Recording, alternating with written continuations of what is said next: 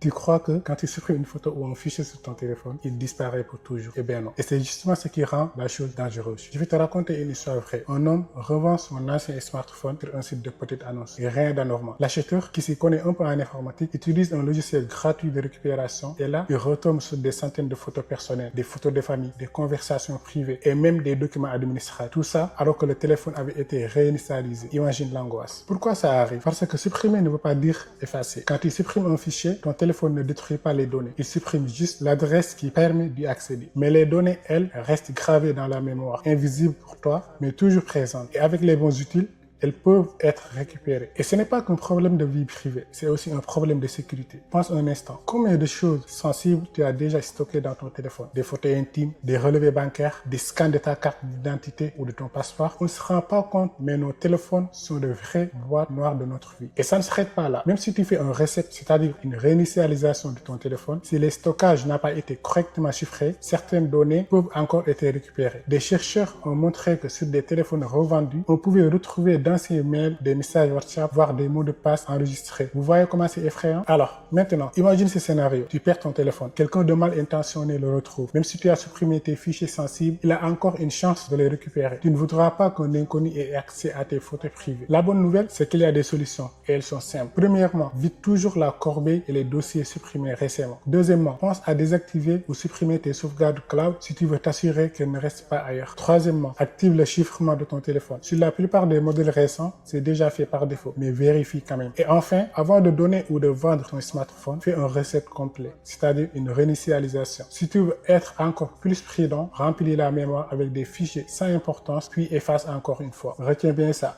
Supprimer, c'est différent d'effacer. Tes données ne disparaissent pas comme par magie. Si tu ne prends pas les bonnes précautions, ton passé numérique peut revenir entre de mauvaises mains. Alors, sois vigilant parce que ta vie privée ne mérite pas de finir sur l'écran de quelqu'un d'autre.